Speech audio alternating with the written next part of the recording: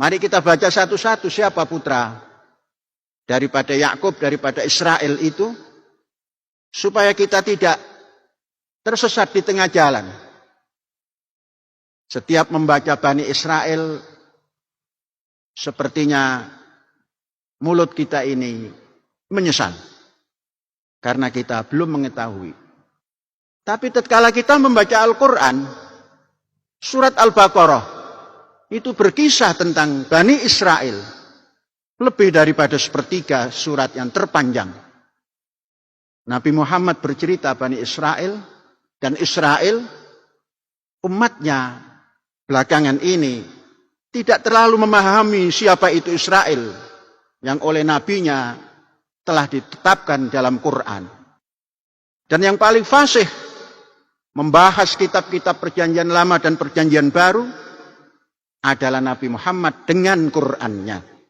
Sekalipun tentunya tidak sesempurna yang telah ditulis. Baik itu yang berada di Septuaginta dan lain-lain.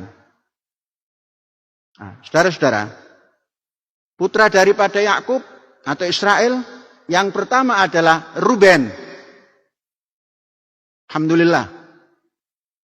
Nama Ruben ini menjadi nama yang familiar karena diambil oleh Ustaz Abdul Halim untuk memberikan nama pada cucunya. Sehingga cucu Syekh selalu menyebut nama Ruben karena seumur.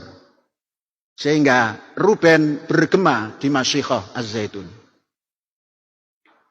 Kemudian Simeon, anak kedua.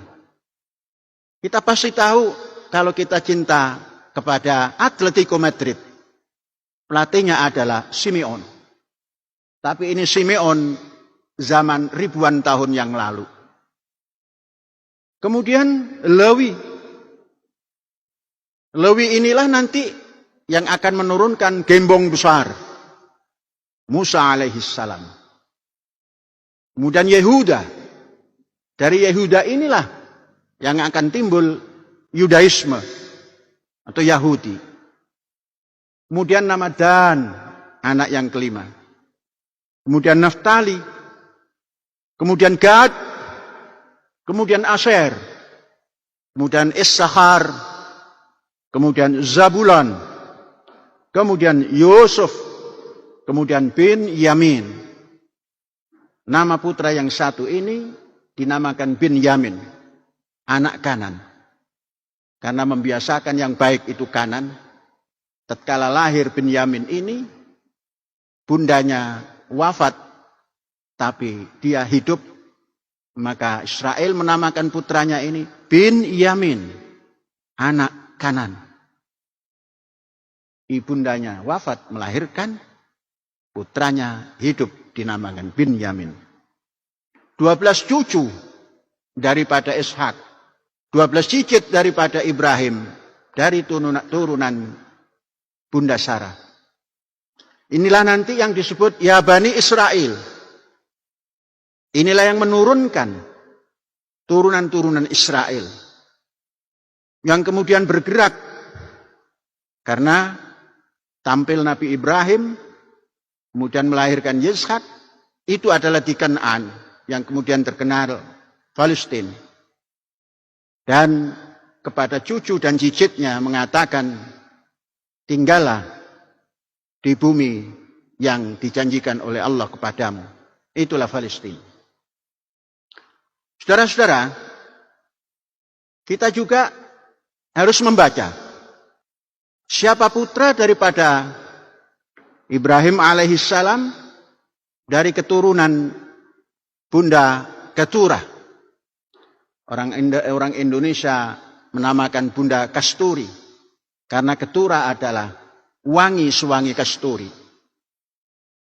Dari sini Nabi Ibrahim punya anak. Yang pertama namanya Zimran. Yang kedua namanya Yuksan. Yang ketiga namanya Medan. Yang keempat namanya Median. Yang kelima namanya Isbak. Yang keenam namanya Su'ah. Saudara-saudara, dengan husnudzon kita mungkin atau bisa jadi atau besar kemungkinan keturunan daripada Nabi Ibrahim dari Bunda Keturah. Prasasti yang jelas adalah nama putra Nabi Ibrahim, Median, itu ada di Timur Tengah. Dan Medan ada di Indonesia. Untunglah bangsa Indonesia bisa mempersatukan antara Medan dan Merdeka Barat dan Utara. Medan Merdeka Utara. Dan Medan yang di sana, Bah, ini Medan, Bah. Nah itu. Saudara-saudara, mengenal silsilah ini, maka kita tumbuh sile asih, sile asah, sile asuh. Itu namanya toleransi. Tatkala tidak mengenal, maka seakan-akan Israel itu bajingan yang harus dijauhi.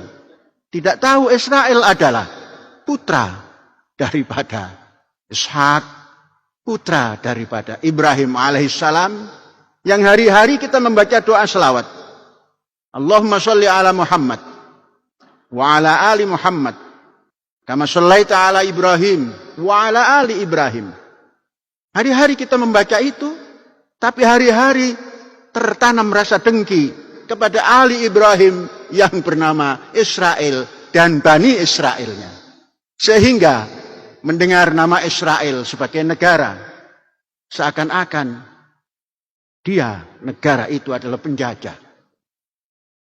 Andainya juga iya, bangsa Indonesia, andainya Muslimnya ini memahami dengan detail apa yang diturunkan oleh Ibrahim alaihissalam sampai Medan menyatu menjadi negara Republik Indonesia, itu akan berpikir, mengucapkan Israel penjahat. Na'udzubillah.